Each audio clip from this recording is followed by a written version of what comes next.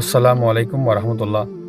দেখেন, সূরা ওয়াকিয়া আল্লাহ আমাদেরকে প্রশ্ন করছেন। তো আসলে বেশিরভাগ মানুষ দেখবেন আল্লাহর শুকরিয়া আদায় করে না, আলহামদুলিল্লাহ বলে না। আল্লাহর অনেক সময় অনেকে বলে না, আমি এই কষ্টে আছি, আল্লাহ আমাকে দিচ্ছে না, আল্লাহ আমার কথা শুনতেছে না, নারাজ হয়ে যায়।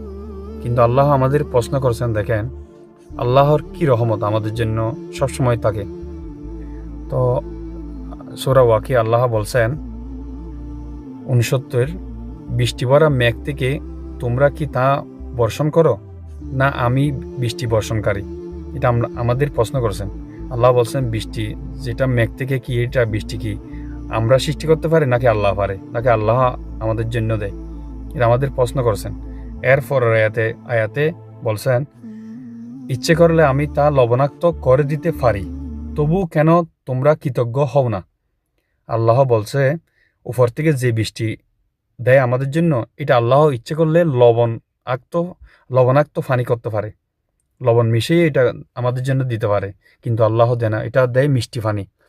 যদি লবণাক্ত পানি দিত, বৃষ্টির পানি, তাহলে ফল, ফসল সবগুলো নষ্ট হয়ে যেত, ধান সবগুলো নষ্ট হয়ে যেত, গাছগাছালি হতো না, এই লবণ পানি দিয়ে সব নষ্ট হয়ে যেত। তখন আমরা কি খেতাম? সেই জন্য আল্লাহ বলতেছেন, আমাদের প্রশ্ন করছেন, আমাদের জন্য উপর থেকে যে বৃষ্টি আসতেছে সেটাই তো আমাদের জন্য অনেক নিয়ামত। এরপরে আমরা শুক্রিয়া করি না। আমার এটা নাই বলে, ওর এটা দিছে আল্লাহ, আমার এটা দেয় নাই। অনেকে বলে ওর এটা দিছে, মানে শুক্রিয়া নাই।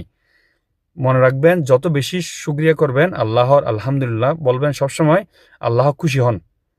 আপনি যদি শুক্রিয়া আদায় না করেন, আল্লাহ নারাজ হন। এটা আল্লাহ আসলে এই দুইটাই প্রশ্নে আমাদের আমাদের জন্য এটাই প্রমাণ। আল্লাহ শুক্রিয়া করলে বেশি খুশি হয়। দেখেন, আল্লাহ আমাদের হাতের দান করুক। আমিন।